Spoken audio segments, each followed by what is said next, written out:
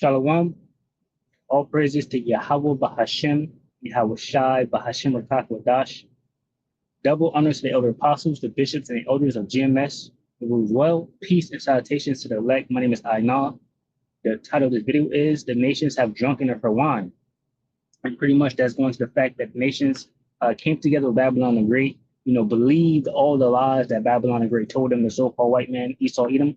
The scriptures say clearly that Esau, Edom, be loosed from his prison and go out to deceive the nations. And that's exactly what he did. And now they're upset about it because all that is backfiring on them.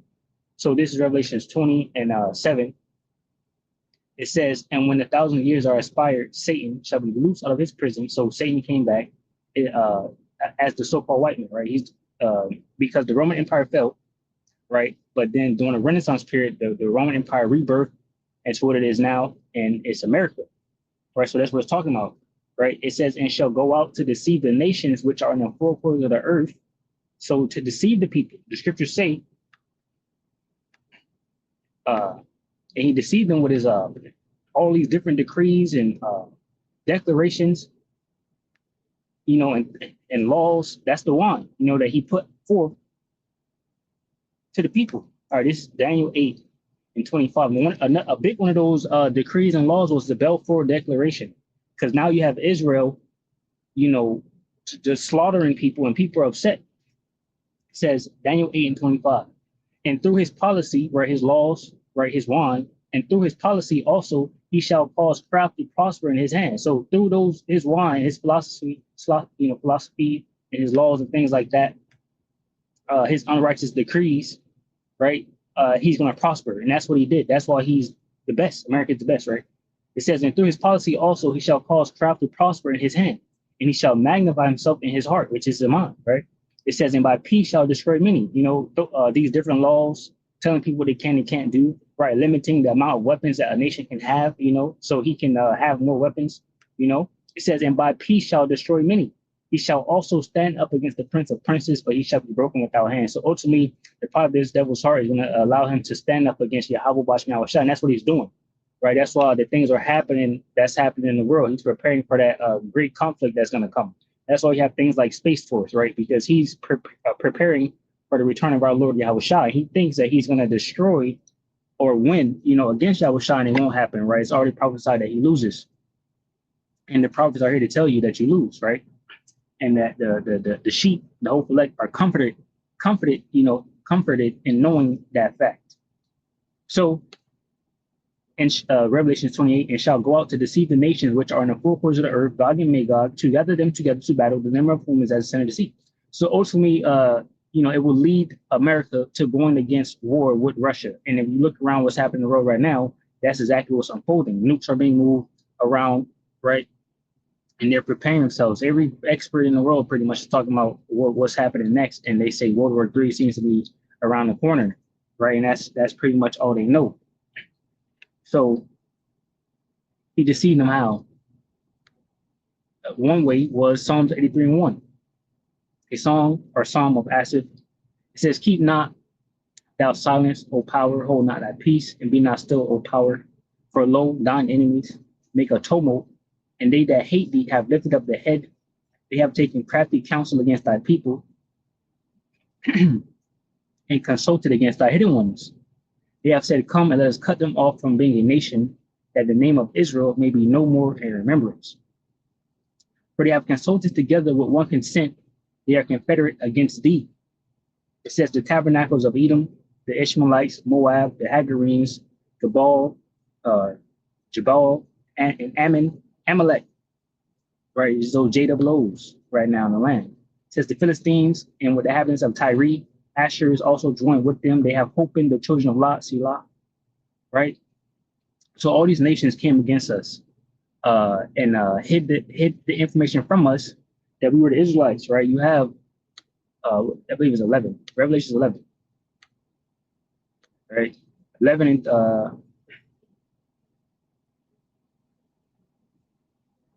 7, Revelation 11 and 7, it says, and when they have finished their testimony, the beast that ascended out of the bottomless pit shall make war against them and shall overcome them and kill them. So what happened? Basically, the European Edomite got into power during the Renaissance period, and ultimately he put the slaves, right, which are the Israelites into slavery, right? But it was the Lord's doing. I want to grab real quick Ezekiel 39. And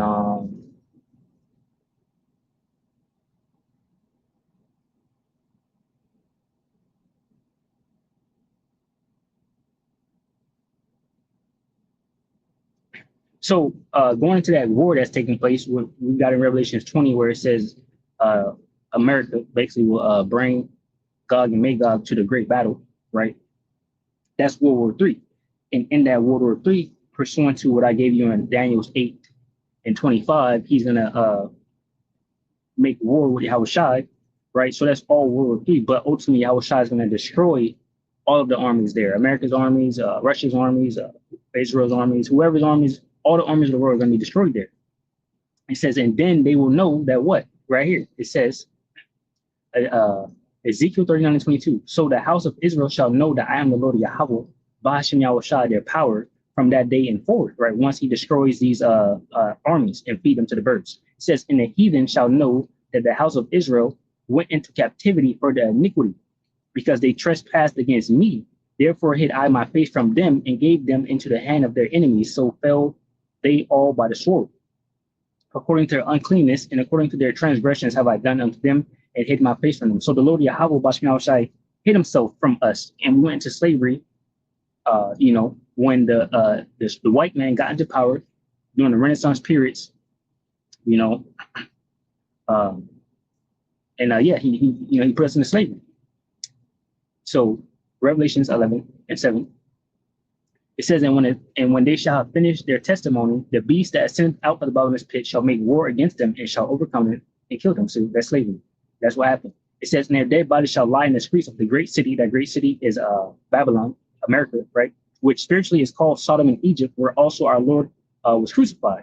So here is saying that we will be dead in a dead state, right? Not knowing who we were. The scriptures say that we shall discontinue from our heritage.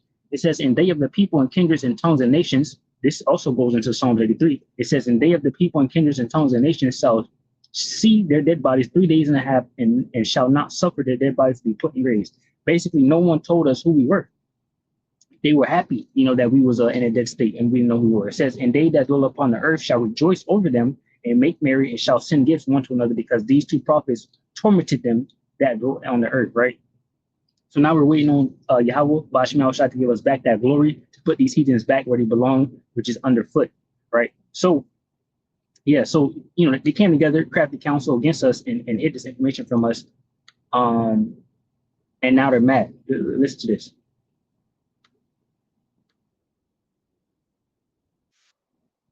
I turned it.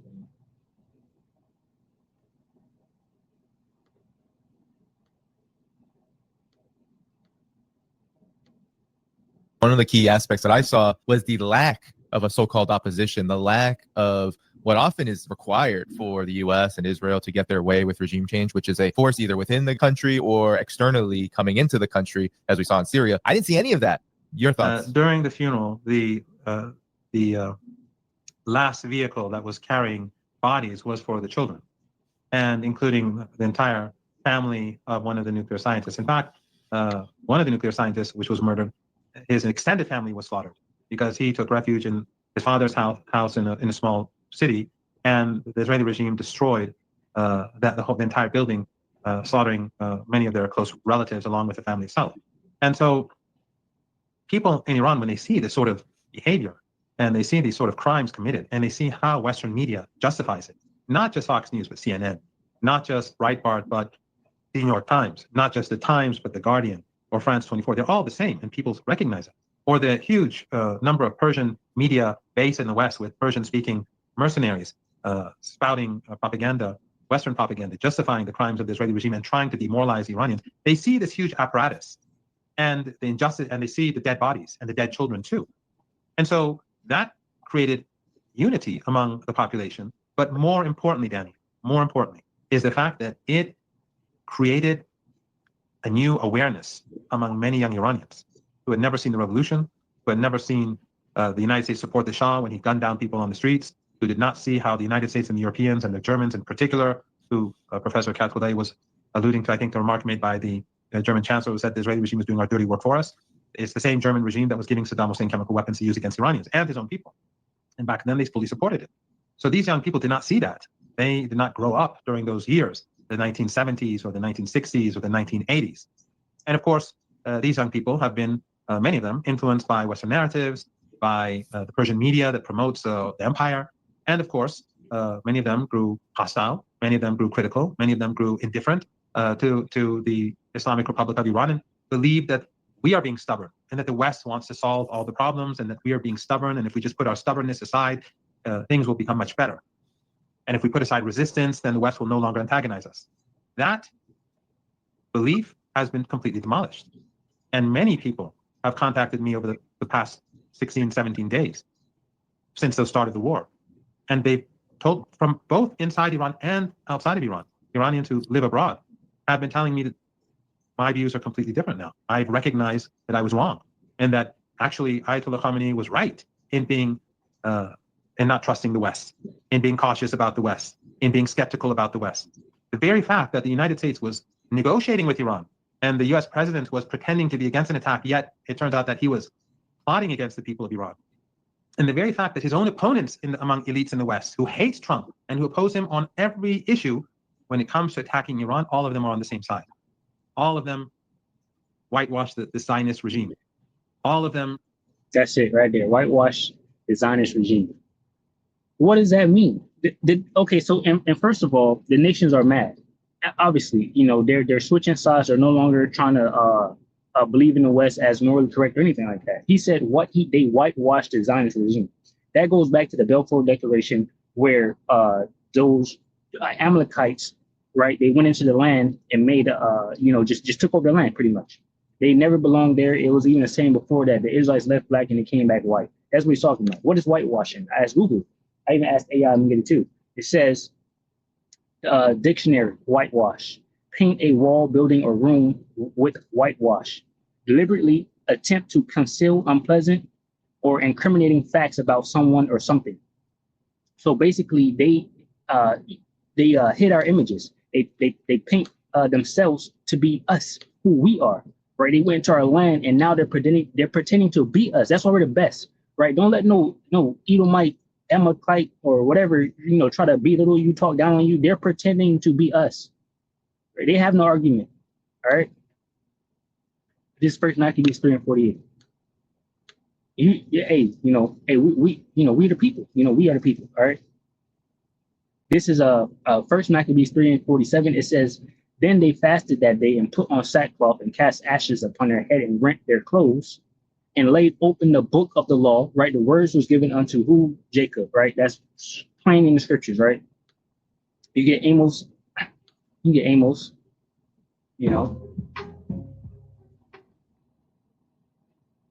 Yeah, Amos real good. Read this 3. I'm gonna get the other one. Amos 3 and 1. Hear this word that the Lord Yahweh Bashmiah has spoken against you, O children of Israel, against the whole family which I brought up from the land of Egypt, saying, you only have I known of all the families of the earth, therefore I will punish you for your iniquity. See, I just gave you Psalms 83, where it listed the enemies of the Israelites. So the Most High Yahweh says, you only have I known. Psalms 147. It says, he showed Psalms 147 and 19. He showed his word unto Jacob, his statutes and his judgments unto Israel. He have not dealt so with any nation, and as for his judgment, they have not known them. Praise the Lord Yahweh Bashmiah Shai. So the heathen open up our book of the law. You got Romans real quick.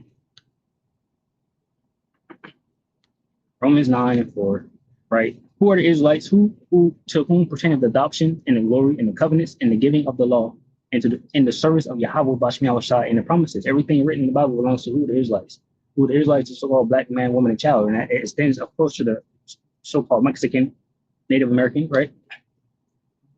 First Maccabees 3 and 48, and laid open the book of the law, wherein the heathen has sought to paint the likeness of their images, whitewashing. That's what they did. That's why you have Job 9:24. It says the earth is given into the hand of the wicked. He covered the faces of the judges thereof, right? So he covered the faces of the judges. So the judges, the Israelites, we are the Israelites. We are the judges, right? We're the true rulers of the planet Earth. All right. So, they're upset. So let me get this Jeremiah 51, and then I'll get this chat GPT I got right here. Jeremiah 51:5 says, let's start at 6. Flee out the midst of Babylon and deliver every man his soul, be not cut off in their iniquity. How do the Israelites do this? We do this by turning back to the Lord Yahweh, right? Rehearsing the righteous acts and repenting, putting on, therefore, the elect, right? It says, flee out the midst of Babylon and deliver every man his soul, be not cut off in her iniquity, for this is the time of the Lord's vengeance. He will render unto her a recompense. It says, Babylon have been a golden cup in the Lord's hand that made all the earth drunken. The nations have drunken of her wine, therefore nations are mad, right? Because Babylon now is flipping script. You get Jeremiah, Isaiah 32:5, going into the vile person shall no more speak, liberal. That's what's happening. All right. And the nations are upset, and now they're turning against her, and they're starting to hate the Lord. All right, so pretty much, let me grab this chat GPT, and that'll be that. Make sure this is all good here. All right. This is chat GPT. I said, what is the understanding of the term whitewashing? The term whitewashing has several meanings depending on the context, but it generally refers to covering up, erasing, or misrepresenting facts, often in a way that benefits a dominant group. Here are the main uses of the term. So you have right now the white people, the so-called white people, which is Edom, they're ruling, and they covered the faces of the judges, right? They whitewash all our images. And I have a video on my YouTube. It's called Digital Leaflets, where this information is coming out. It's trickling out from these different nations that had a part in covering it up to begin with. Right now, they're trying to show how serious they are by saying these different little things here and there. Right, but the truth is here. The prophets have the truth, right? The elect have the truth, and we're going to be delivered by Yahweh Bashmi Shai, right? And we're prophesying even to the wind, right? Whether they're here for bear, right? It's going to keep coming out. They can do what they're going to do, but we already know, But it's good that they're causing their own tongue to fall upon themselves, right? Because they tried to hide the information. Now it's slowly seeking out from them, But we already got it, and they were shocked when we got it too. Anyway, cultural or historical context, whitewashing refers to the deliberate alteration or suppression of facts in order to present a more favorable or sanitized version of history. Yeah, because really, we was winning, right? But because of our sins, the Most High Yahweh gave us into the hand of our enemy. This often involves downplaying or erasing the roles of marginalized groups and elevating white or dominant narratives.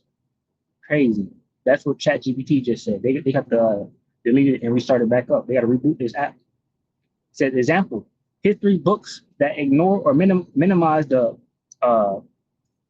atrocities of colonialism or slavery while glorifying the colonizers. I showed you that in the scriptures, Revelations 11. It says impact leads to generational misinformation and reinforces systemic inequality. Hey, white people are ashamed. They talking about, I don't want my children to grow up, but understanding what we did. Nah, y'all gonna know. You gonna know now, or you gonna know later. Because we about to rule anyway. So then you got media and entertainment. It says in film, TV, or literature. Yeah, every time they make movies about the prophets and everything, it's always white, right? They even had a white Jesus, and then people was upset, and they made him a little bit more darker. Because people are catching on now that white is not where it's at. It says whitewashing is when white actors are cast into roles that should be portrayed by people of color, or when stories from non-white cultures are rewritten to center white characters. Yeah, it's just whitewashing, right? Really and truly, Europeans, these Edomites, they have no history, right? No great achievements from these devils, all right? That's why they took everything from us. Everything that's made pretty much is made by a so-called black man, right, or woman, right? And they just patent it. They bought it with their money, right? Because they got the money. It says corporate or political image management. It says sometimes organizations or governments whitewash scandals or controversial actions by covering them up with PR campaigns or misleading reports. Yeah, like black man does such and such and such, right? And then when it's the white person, father or humble this or humble that. Sickly individual did this by accident, all this bullshit. It said literal meaning. The word originally referred to the act of painting over something like a wall or fence with white paint to make it look clean or new. Yeah, it's bullshit. Superficially improving appearance without fixing underlying issues. And the crazy part is they still got the true black images in all these great museums around the world, right? You're trying to hide it here in America, but all around the world, you go somewhere, you walk in there, blackness, you know. And I mean, ain't nothing really to be boasting in black because, you know, we're all different shades of brown, right?